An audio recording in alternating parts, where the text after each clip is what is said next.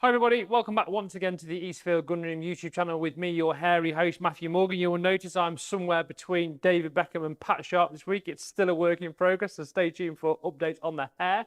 As ever, this video is proudly sponsored by the British Shooting Show. And if you do enjoy the videos, do give us a like, do hit subscribe because we do appreciate your support. Right, so this is an unboxing video. If you don't know what one of those is, it's when something gets unboxed live on cameras. That's what we're doing. You can see straight away we've actually got a box. It's not an ABS case, it's not a soft case, it's not a compact case. It is actually a cardboard box with Fabarm. So we open it inside, and here we have got presumably two parts, one for the barrel and one for the action. So we'll start off with this little cardboard tube here. Now I would have thought there might be some chokes in there or like a Twix or something, but it's empty, so we'll put that out of the way. We have got the barrel. Straight away you'll notice that it is a Cerakoted kind of finish, which we like. So that's obviously very modern, particularly from a wildfowling or a pigeon shooting point of view. That's the kind of gun we're kind of looking at today. We'll move the gun out of the way for a second to get inside the rest of the box and find the other bit, because we need two bits. And here we go. So we have got to look at today the all-new, fully synthetic Fabarm XLR AB. Now, I'm not entirely sure what AB stands for. So it could stand for absolutely brilliant, but stay tuned and we'll find out exactly what it means. Right, we'll put the action and the forend down. So we've got a book of words. I always liked the Fabarm book of words because it's very comprehensive. We always get some big scary warnings. Don't shoot it on Wednesdays or whatever that says, okay?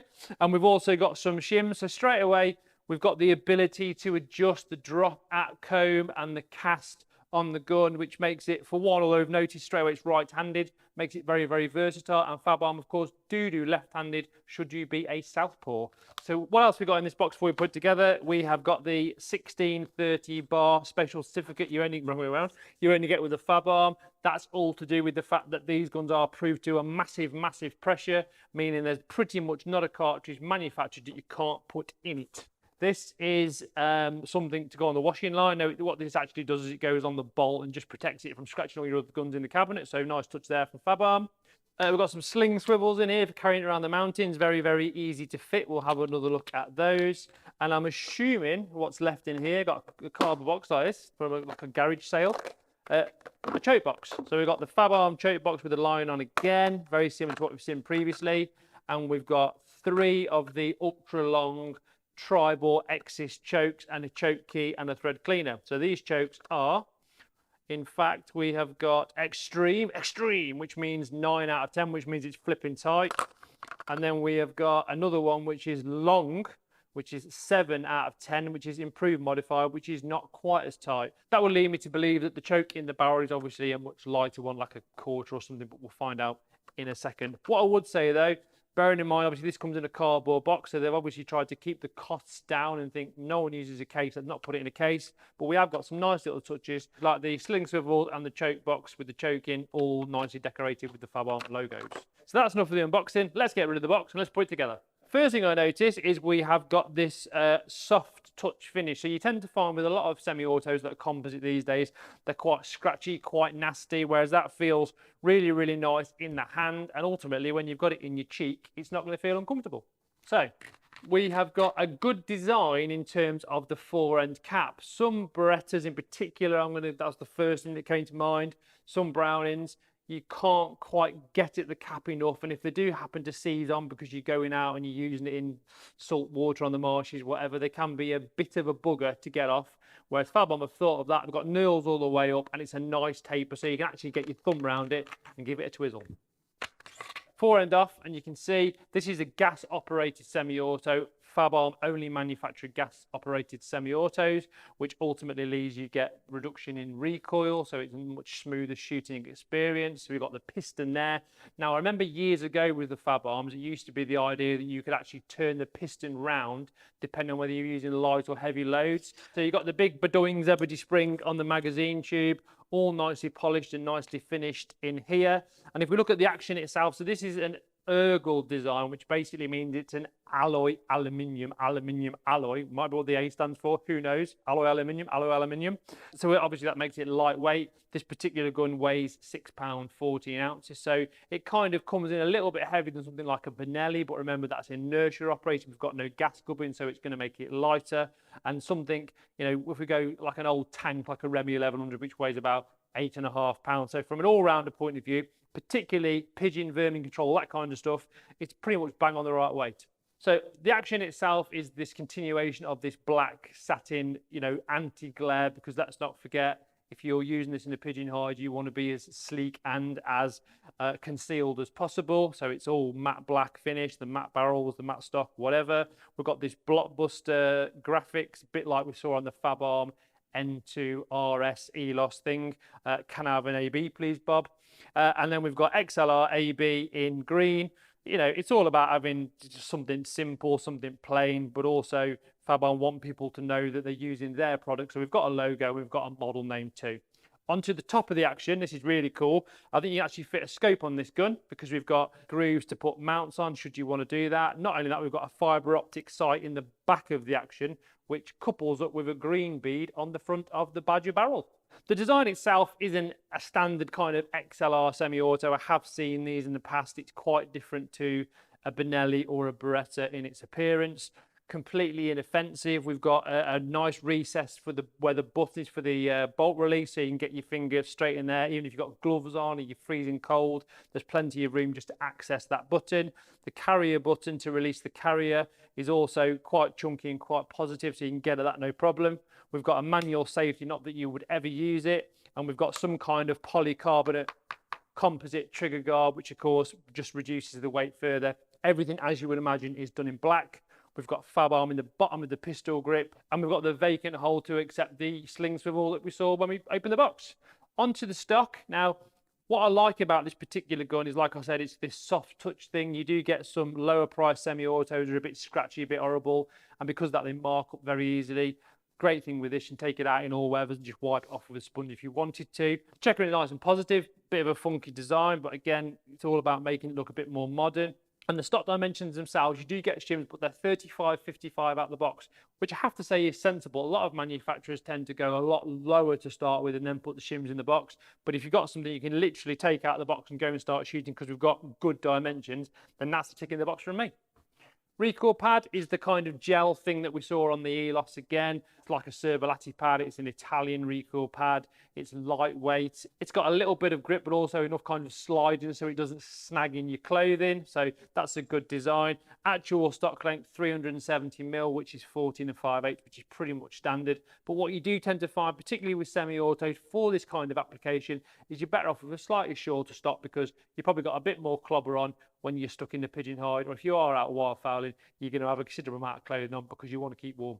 What I'm going to do is I'm going to talk about the barrel a little bit before I put the barrel on. So I mentioned about the Cerakote finish, which is the same as we've got on the Action, which basically means it is going to be extremely durable. You can take it out in all weathers. It should be impervious to rust. It doesn't scratch easily. So it's kind of like the ideal companion for an all-round, all-weather gun. The actual barrel itself is a 28-inch. You can get them from 26 right through to 30. So again, Fabarm have covered all the bases, depending on whether you want a short, sharp shooter for blasting things that come out of the hedge, or you want something a bit long because you might want to use it for a little bit of clay shooting. Who knows?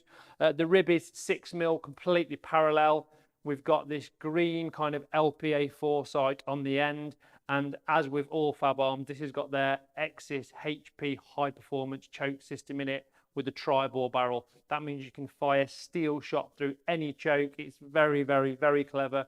Fabarm were the first manufacturer to come up with this, and they continue to use it in all of their range of shotguns today. I mentioned the additional choke, which is in the barrel, which looks to me like a quarter. So you've got quarter, 3/4, and full with this gun. This gun has been built to a price point. We talked about not coming in a case, and now obviously the 3 chokes is another reason for that. Remember, you've only got one barrel.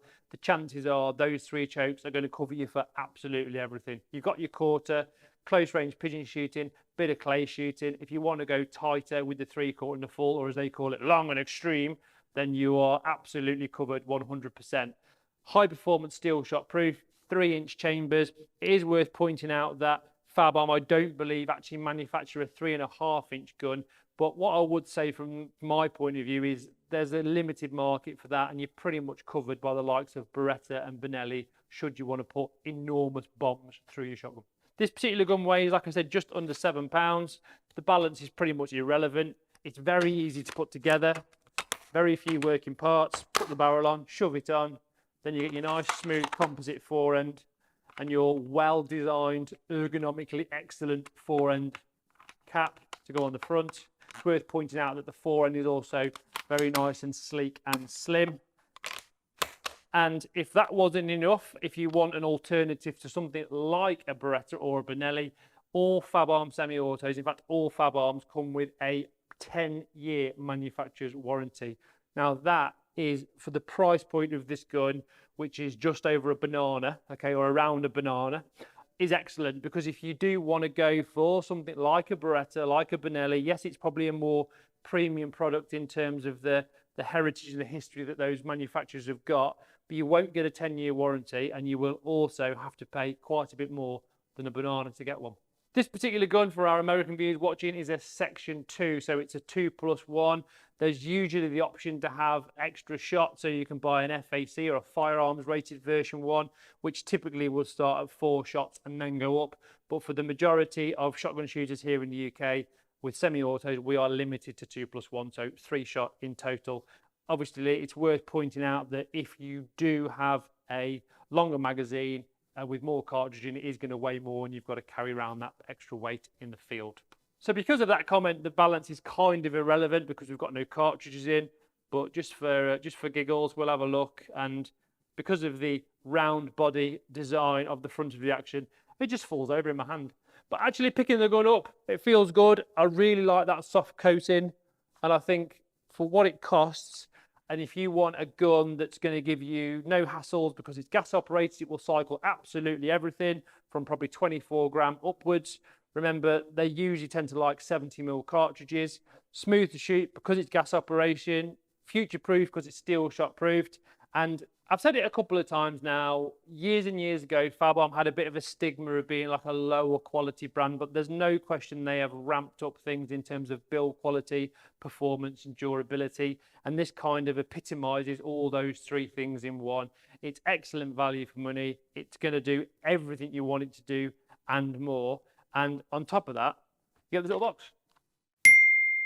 Just quickly, we've already looked at these during the unboxing, but we will go back over it. So you've got a nice little natty box with your swivels, which have got a detent on them, so they just magnetize into the bottom of the pistol grip and also into the very front of the forend cap for your slinger ding. We've got the 2 additional chokes. Obviously, there's 1 in the barrel. We've also got the addition of a decent quality choke key and thread cleaner, which is a nice touch. We've got the bit to make sure you don't scratch your other guns in the cabinet. Bear in mind, this is going to be a pigeon gun, so it's going to get some scratches, but you don't want to scratch everything else you've got. And one thing I do keep banging on is the 1630 bar. Fabarm absolutely proof the knackers off their guns to make sure that there is nothing you can't put through them. They are overproof. They are mega pressure tested, and because of that, they're very proud of that fact, and they do give you a specific certificate. It's got the serial number of the gun on it in the box. To finish off, we've got the obligatory handbook, book of words with exploded diagrams. You get a couple of shims in there. I'm sure other shims are available, although having said that, we've got 55mm drop out the box. I would imagine you're going to be looking at a 60 and a 50, and that should cover most situations in terms of gun fit. That has been the all-new Fabarm XLR AB, which, based on this review and for the fact that it costs just over a banana or around a banana, we're going to say it is absolutely brilliant. So we're going to go with that. If you are looking for a semi-auto and you want something a little bit different that isn't going to break the bank, that is going to give you that peace of mind with that massive warranty and that mega proof testing, have a look at one of these. Any question about this particular gun, please do contact me directly. Don't forget to check out the website. If you have enjoyed this video, do please give us a like and hit that subscribe button, because we do appreciate your support. This video, as ever, is proudly sponsored by the British Shooting Show. And if you've got any comments about this particular gun, comment below with your thoughts. What do you think of this gun? Have you shot one? Do you own a Fabarm? We're always interested to hear your views. And as ever, I will always try and reply to every single comment. Do tune in next week for more hair updates. And from me and the absolutely brilliant Fabarm, I'll see you then.